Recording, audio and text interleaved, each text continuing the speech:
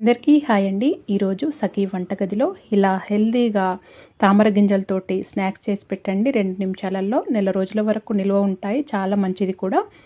ఈ విధంగా ఒకసారి ట్రై చేసి చూడండి. ముందుగా ఇక్కడ నేను పొయ్యి పైన ఒకటి నాన్ స్టిక్ ప్యాన్ పెట్టుకొని ఒక 3 కప్పుల తామర గింజలు వేసుకున్నానండి. వేసుకొని లో ఫ్లేమ్లో వేయించుకోవాలి. ఇది క్రిస్పీగా అయ్యే వరకు వేయించుకోవాలి. అలాగైతే క్రిస్పీగా చాలా బాగుంటాయి. ఎప్పుడు ఈ తామర గింజలు వేయించుకొని తీసుకోవాలి. ఇలా మంచిగా వేగిన తర్వాత ఒక ప్లేట్లోకి తీసి పెట్టుకుంటున్నాను. ఇప్పుడు అదే ప్యాన్లో 1 టేబుల్ స్పూను నువ్వులు వేసుకుంటున్నాను. మీరు తెల్లవి అయినా వాడుకోవచ్చు, నల్లవి అయినా వాడుకోవచ్చు.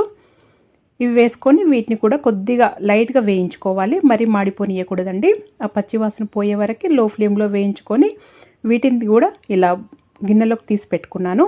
ఇప్పుడు అదే కడాయిలో 1/2 కప్పు బెల్లం తీసుకుంటున్నాను. 1/2 కప్పు అయితే కరెక్ట్గా సరిపోతుందండి. ఎక్కువ ఏం అవసరం ఉండదు దీంట్లో. 1/2 కప్పు వేసుకొని లో ఫ్లేమ్లో పెట్టుకొని ఈ బెల్లంని ఇలా కలుపుకుంటూ కరిగించుకోవాలి. దీంట్లో నీళ్ళు ఏమీ వేయకూడదండి. ఇలా మంచి కరిగిన తర్వాత ఒక 2 నిమిషాల పాటు ఇలా బెల్లాన్ని ఇలా కరిగించుకుంటూ ఉంటే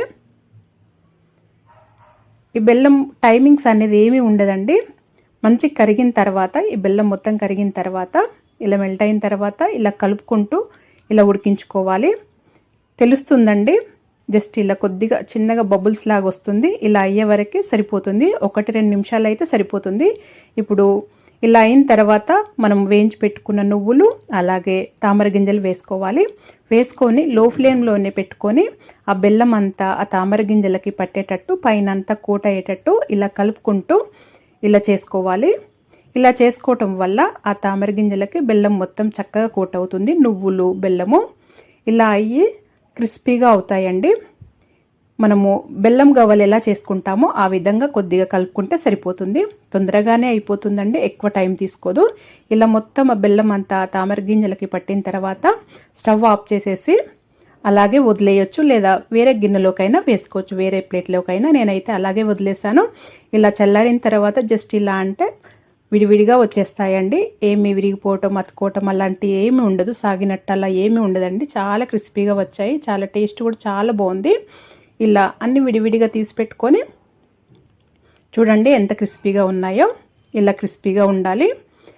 ఇలా చేసి పెట్టుకొని ఒక డబ్బాలోకి ఎత్తి పెట్టుకుంటే నెల రోజుల వరకు కూడా ఎప్పుడంటే అప్పుడు కొద్దిగా స్నాక్స్ తినొచ్చు. చాలా బాగుంటాయి, హెల్తీ కూడా. ఈ విధంగా ఒకసారి ట్రై చేసి చూడండి. పిల్లలకు కూడా చాలా నచ్చుతుంది. ఇలా ఒకసారి హెల్తీగా చేసి పెట్టుకున్నారంటే నెల రోజుల వరకు కూడా తినొచ్చు. ఎప్పుడంటే అప్పుడు ఇలా మనకు కావాల్సిన టేస్ట్లో తినొచ్చు. ఇది మిల్లెట్స్తోనండి. చాలా బాగుంటుంది, చాలా హెల్తీ కూడా. ఖచ్చితంగా ట్రై చేయండి. ఇది బీపీ షుగరు ఉన్న వాళ్ళు కూడా హ్యాపీగా తినొచ్చు. ఈ విధంగా చేసి పెట్టుకుంటే చాలా మంచిదండి. ఇవి సజ్జల అటుకులండి. నేను ఒక 1/2 కేజీ తీసుకున్నాను. కొద్దిగా పల్లీలు తీసుకుంటున్నానండి. మీరు పల్లీలు ఎంత తింటే అంత వేసుకోవచ్చు. దీంట్లో చాలా బాగుంటాయి.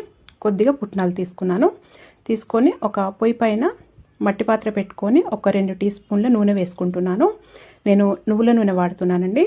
కొద్దిగా ఆవాలు జీలకర్ర వేసుకోవాలి. వేసుకొని మనము తీసి పెట్టుకున్న పల్లీలు కూడా వేసుకోవాలి. ఈ పల్లీలు వేసుకొని మంచిగా వేయించుకోవాలి. మీరు పల్లీలు దీంట్లో నట్స్ కానీ ఏవైనా కానీ మీకు కావాల్సినవి వేసుకోవచ్చండి. జీడిపప్పు కానీ అలా ఏవైనా మీరు తినగలిగేవి ఏవైనా వేసుకోవచ్చు. నేనైతే ఓన్లీ పల్లీలు పుట్నాలే వేస్తున్నాను. ఈ పల్లీలు చక్కగా అవి ఆవాలు జీలకర్ర వేగిన తర్వాత నేను ఇక్కడ కారంకి తగినంత ఒక 4 పచ్చిమిర్చి ఇలా చిన్నగా కట్ చేసి వేసానండి. అలాగే చిన్నగా కట్ చేసిన కరివేపాకు కూడా వేస్తున్నాను. ఇలా చిన్నగా కట్ చేసి వేయటం వల్ల దాంతోపాటే తినేసేయచ్చు. చాలా బాగుంటాయి. పెద్దగా అయితే తీసి పక్కన పెట్టేస్తారు. అందుకని ఇలా ఇవి పచ్చిమిర్చి ఇది కారాన్ని బట్టే వేసుకోవచ్చండి. దీంట్లో మీరు కావాలంటే ఎండుమిర్చి అయినా వేసుకోవచ్చు. కానీ పచ్చిమిర్చి అయితే ఇలా చిన్నగా కట్ చేసి వేసుకుంటే అలాగే తినేసేయచ్చు. అందుకే ఈ పచ్చిమిర్చి వేస్తున్నాను. కానీ ఈ పచ్చిమిర్చి కరివేపాకు మంచిగా వేగాలండి. అలాగైతేనే నిల్వ ఉంటాయి. ఇలా లో ఫ్లేమ్లో పెట్టుకొని మంచిగా వేయించుకోవాలి. ఇప్పుడు దీంట్లో రుచికి తగినంత ఉప్పు వేసుకోవాలి. ఒక 1/2 టీ స్పూన్ సరిపోతుందండి. ఎక్కువ అవసరం లేదు. ఒక 1/2 టీ స్పూను చక్కెర వేసుకోవాలి. ఈ చక్కెర ఇది స్కిప్ చేసేయొచ్చండి మీరు వద్దనుకుంటే. ఈ చక్కెర వేయటం వల్ల ఇవి టేస్ట్ చాలా బాగుంటాయి. ఇలా మంచిగా వేగిన తర్వాత ఈ పచ్చిమిర్చి ఖచ్చితంగా వేయించుకోండి. అలాగైతేనే నిల్వ ఉంటాయండి. ఇలా మంచిగా వేయించుకున్న తర్వాతనే ఇప్పుడు మనము ఇది సజ్జ అటుకులు వేసుకోవాలి. వేసుకొని మంచిగా లో ఫ్లేమ్లో పెట్టుకొని ఒక 3-4 నిమిషాలు వేయించుకోవాలి. క్రిస్పీగా అవుతాయి. అలాగే ఆ కారం ఉప్పు అనేటివి దానికి మంచిగా పట్టి చాలా రుచిగా ఉంటాయి. ఇలా చూడండి, ఇలా వేయించుకుంటే సరిపోతుంది. ఇలా వేయించుకున్న తర్వాత ఇవి చల్లారిన తర్వాత స్టోర్ చేసి పెట్టేసుకోవటమే. చాలా అంటే చాలా మంచివి, చాలా బాగుంటాయి కూడా. ఇది నెల రోజుల వరకు కూడా నిల్వ ఉంటాయి. ఈ విధంగా చేసి పెట్టుకుంటే పచ్చిమిర్చి కరివేపాకు వేసాం కదా, పాడైతే ఏమో అనుకోవద్దండి. మంచిగా వేయించుకుంటే చాలా చక్కగా నిల్వ ఉంటాయి. ఇప్పుడు నేను కొద్దిగా ఇలా చేసి పెట్టుకున్న తర్వాత మీరు కావాలంటే ఒక బౌల్లో కొద్దిగా ఇవి తీసుకొని దీంట్లో చిన్నగా కట్ చేసిన ఉల్లిపాయలు అలాగే కొత్తిమీర వేస్తున్నాను. కొద్దిగా నిమ్మకాయ వేస్తున్నానండి. నిమ్మకాయ జ్యూస్ ఇలా పిండుతున్నాను, ఒక పావు చెక్క. మీరు కావాలంటే టమాటాలు చిన్నగా కట్ చేసిన టమాటాలు అలాగే కుకుంబరు అవి కూడా వేసుకోవచ్చు. కీర దోసకాయ మీకు ఏవైతే వెజిటేబుల్స్ తింటారో అవి వేసుకోవచ్చు. వేసుకొని అంత చక్కగా కలుపుకొని మీరు కావాలంటే ఇంకా కారం ఉప్పు ఇంకా దీంట్లో చూసుకొని వేసుకోవచ్చు అండి. నేనైతే ఏం వేయట్లేదు. చాలా బాగుంది. ఈ విధంగా తింటే ఖచ్చితంగా ట్రై చేయండి. మరి మీరు కూడా ఒకసారి ఈ విధంగా ట్రై చేసి మీకు ఎలా వచ్చిందో నాకు తెలియజేయండి. మీకు కనుక వీడియో నచ్చినట్టయితే లైక్ చేయండి, షేర్ చేయండి,